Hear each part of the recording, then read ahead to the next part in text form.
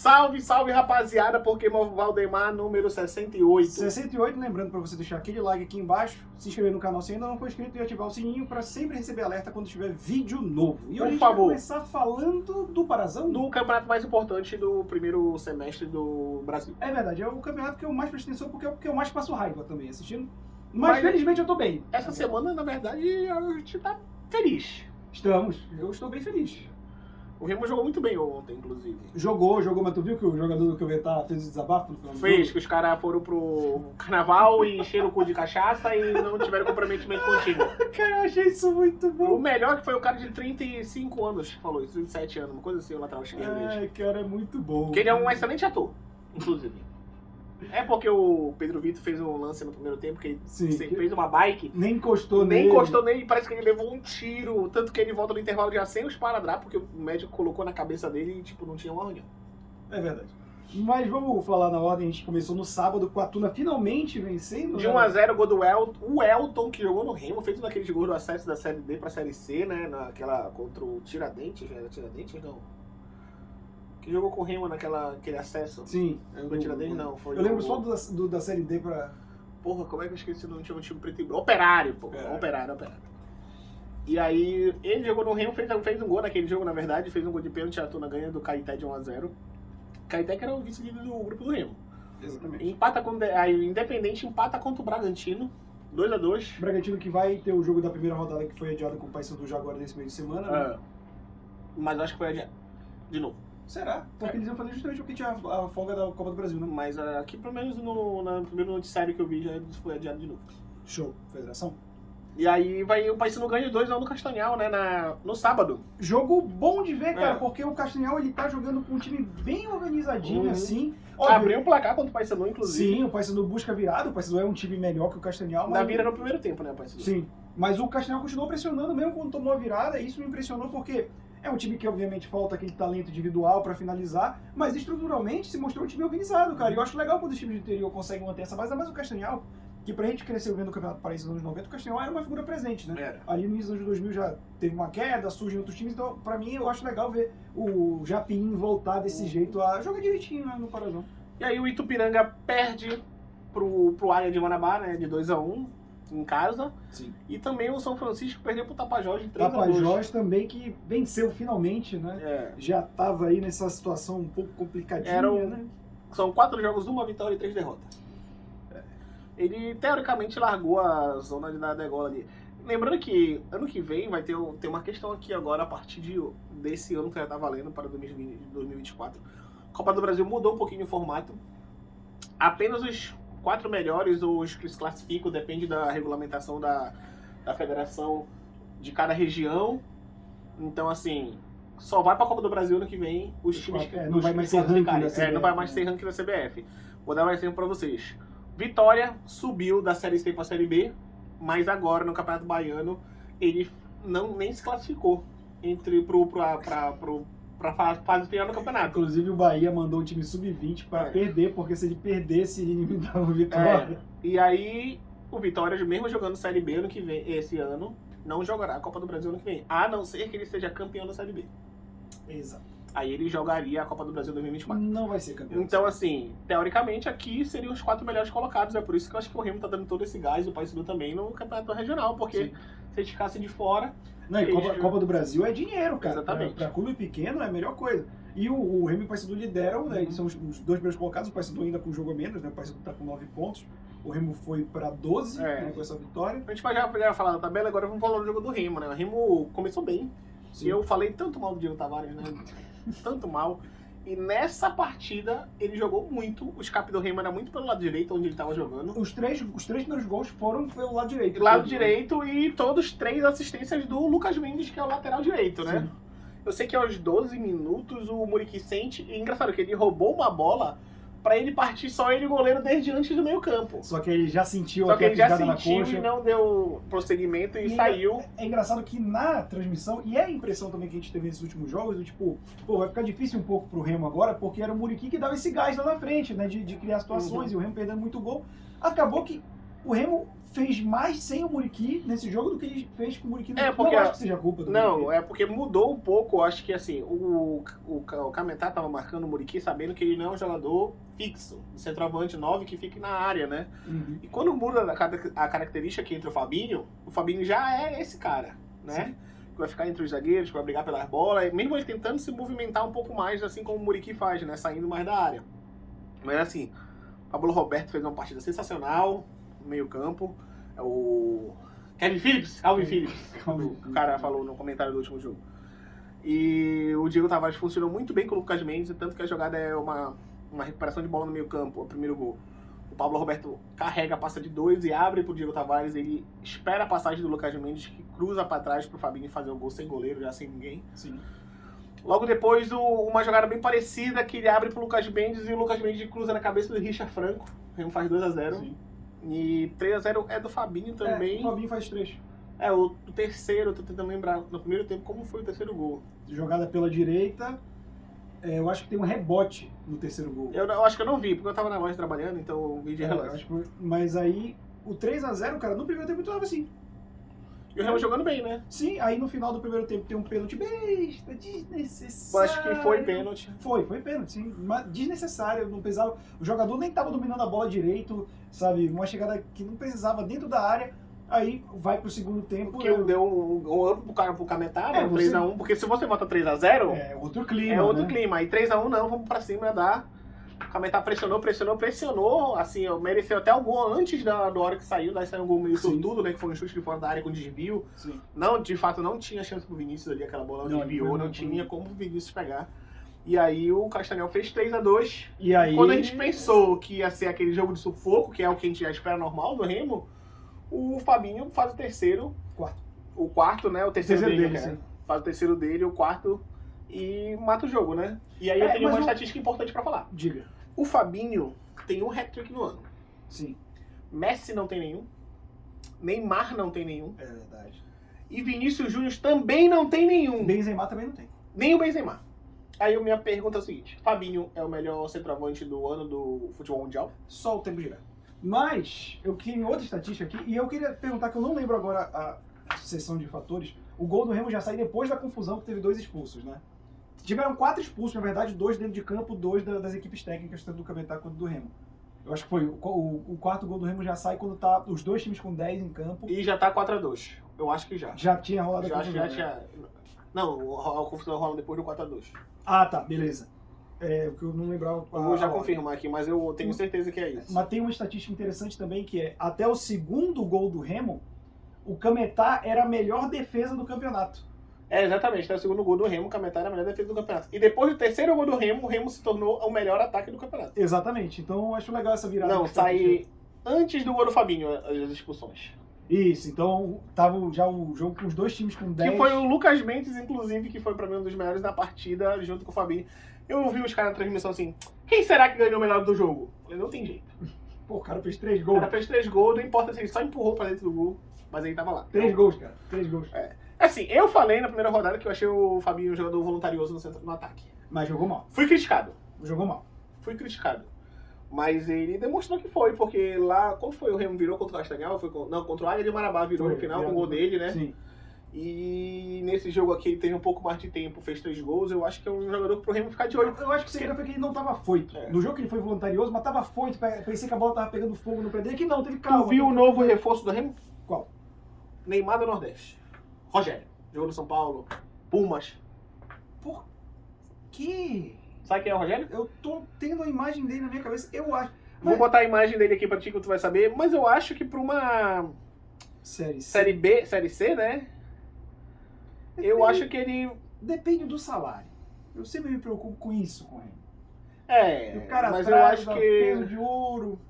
Eu acho Pô, que... tu jogou Rogério São Paulo, tu foi garoto aí também pra pesquisar. Não, mas tá aqui, ele apareceu, pô.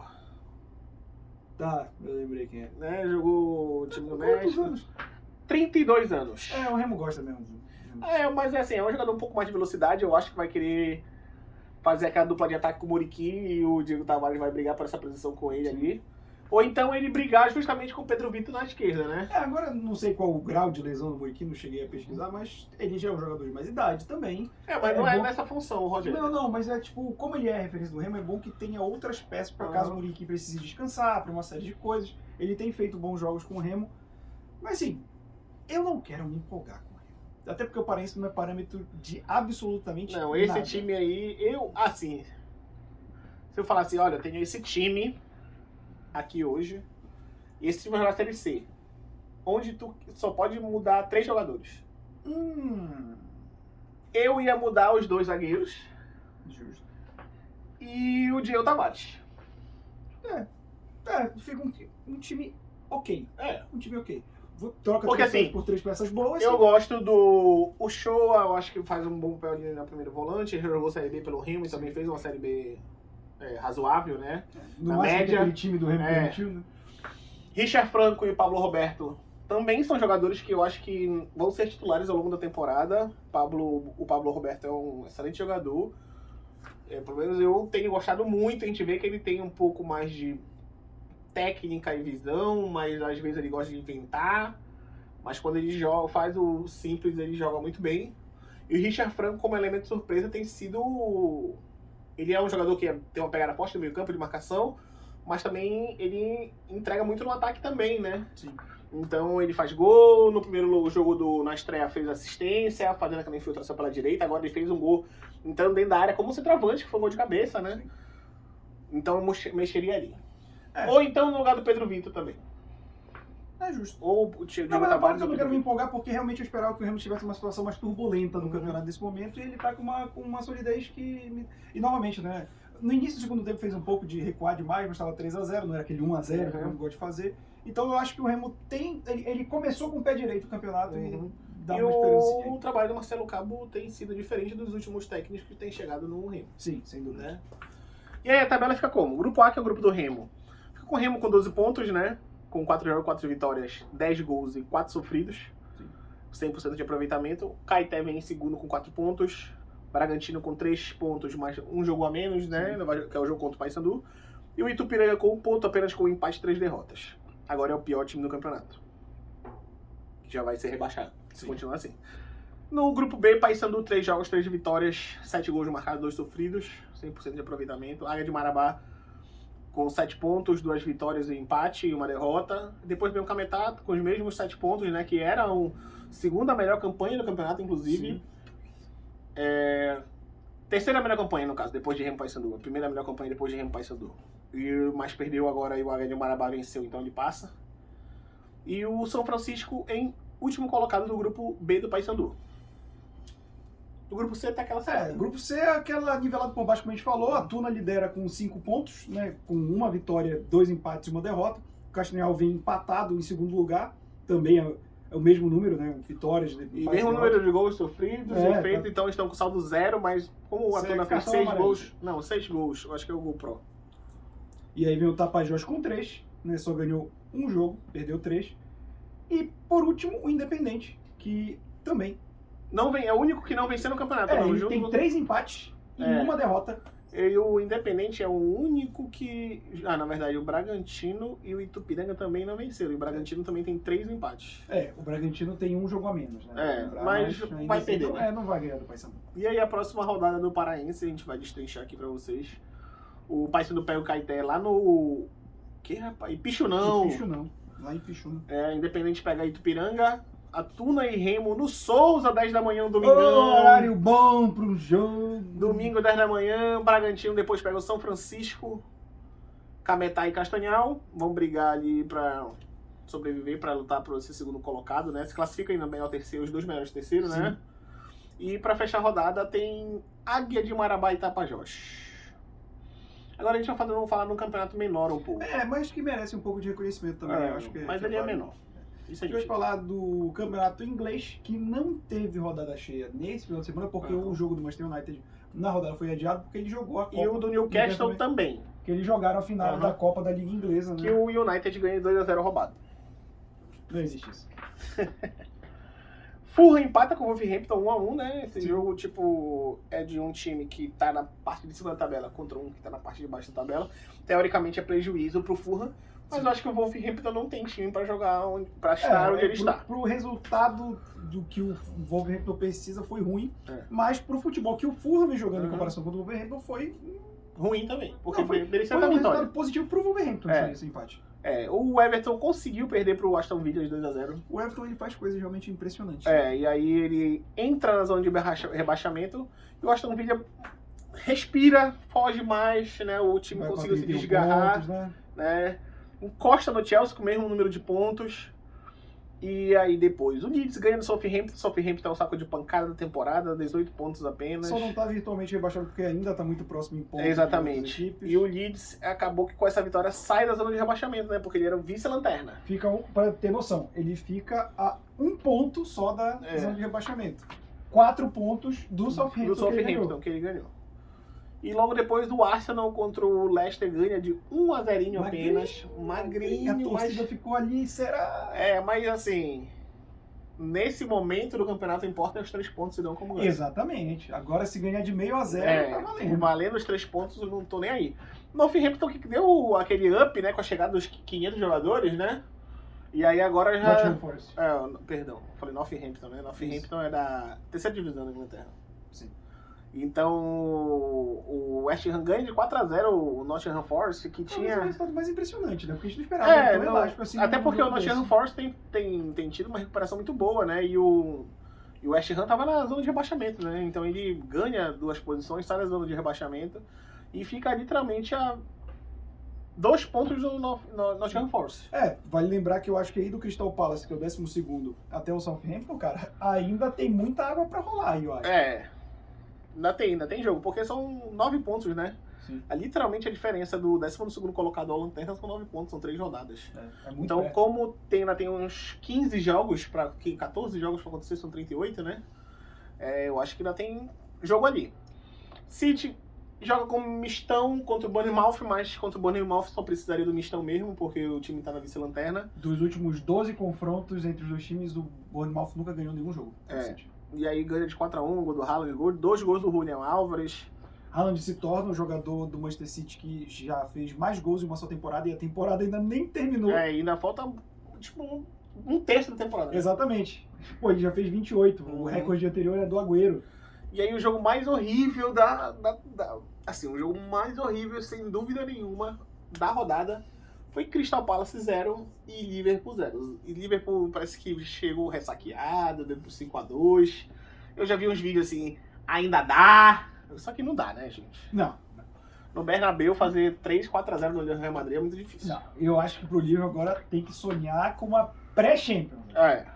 No máximo. E aí, tanto que ele fica nesse 0-0, e ele vai pra 7ª colocação, e ele fica literalmente a 9 pontos do Tottenham, né?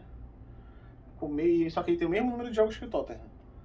O Tottenham tem um jogo a menos, né? Não, o Tottenham tem 25 jogos, o Liverpool tem 23, então ele tem 2 jogos a menos que o Tottenham. Então, teoricamente, é uma diferença de 3 pontos, né? Sim. Se ganhar os 2 jogos que estão faltando, obviamente, né? Mas do jeito que tá... Diferença de 3 pontos é ok. É mais aceitável que 9 pontos, vamos ser bem sinceros. E aí o Tottenham conseguiu vencer o Chelsea, saiu mais de 1 gol nesse jogo. Botou o bilhete mais de gol? Não, nesse jogo não dá pra apostar. Não. É 2 dragas, dá pra apostar. Um querendo entregar pro outro. Gol contra ou alguém não marcar, porque foi um jogo feio. O primeiro tempo, até parei de ver, que eu não consegui ver o jogo. No segundo tempo, o Tottenham resolve o jogo logo no começo, faz 2-0, né? Richarlison pegou? Não. Não? O Richarlison pegou? Não. Fez? Porque ele é ruim. Eu queria deixar aqui um desafio aos nossos ouvintes, que é assim, joga aí nos comentários em qual porquê Valdemar vocês acham que a gente vai falar aqui. Demitiram o Graham Potter? É uma boa. Bota aí nos comentários quanto tá. Pode ser o número 69, 70, 70, mas pode colocar aí, que vai cair. Tal qual uma mangueira em um dia de chuva, vai cair. A minha aposta é, se cair na Champions, ele cai. É uma boa aposta. É uma boa aposta, de fato. Então, provavelmente, é nessa semana? É nessa semana. É nessa, não é na outra? Não, é na outra semana. Nessa semana agora é o do Bayern de Munique e Paris Isso, Saint-Germain. PSG. E a gente tem 2 jogos adiados, né, por conta da final da... Que da foi Copa Manchester e Inglesa. Brentford e o Newcastle e o Brighton, né? Que Brentford e Brighton, 2 times que estão fazendo excelentes Aham. campanhas, né, nesse campeonato. Na verdade, desses 2 jogos, o Brentford, Newcastle e Brighton são 3 campanhas sensacionais na Premier League. E o United que tem essa remontada também que ninguém esperava, né? É. Então são 4 times que estão em ascensão, né? E aí fica assim a diferença do Arsenal pro City, ficam 2 pontos, mas o Arsenal com um jogo a menos. Sim. Então, teoricamente, uma diferença real de 5 pontos, que ainda tem muito campeonato pra jogar. É verdade. E o Manchester United está ali em terceiro lugar, quem diria, né, cara? Tô realmente surpreso com o desempenho do time. Ten Hag chegou para mandar o Cristiano Ronaldo embora e remontar o time. E aí o City vem pegar o Newcastle, que vem de ressaca moral, que tem perdido uma final na próxima rodada, e o Arsenal pega o vice-lanterna Bournemouth. Coitado do Bournemouth, cara. E aí os jogos, o Chelsea pega o Leeds, Leeds, né? Wolverhampton pega o Tottenham. Bom jogo para apostar no Wolverhampton, hein? E tem o clássico, né? Em Enfield. Liverpool e Manchester Liverpool e United. Manchester United, Pô, né? vai ser um jogo bom de ver, cara. Geralmente é um jogo bem pegado, assim. A rivalidade histórica dos dois é muito boa. Eu vou ficar puto provavelmente no domingo. Quer ver junto? Não, quero ficar na minha casa esperando sozinho. É isso, né? Final de semana a gente vai ter, né? No programa do final de semana a gente vai ter a Recopa Sul-Americana, vai ter Champions League, vai ter Copa do Brasil, Copa Verde, na verdade, pro Remo. Né? Copa do Brasil ele já jogou. Acho que vai ter Copa do Brasil com o Paysandu, né? Exato, acho que é por isso que adiaram o jogo dele com o Bragantino por causa da Copa do Brasil, então vai ter muita coisa pra gente comentar aqui. E é isso. Até a próxima. Tchau. Falou, rapaziada.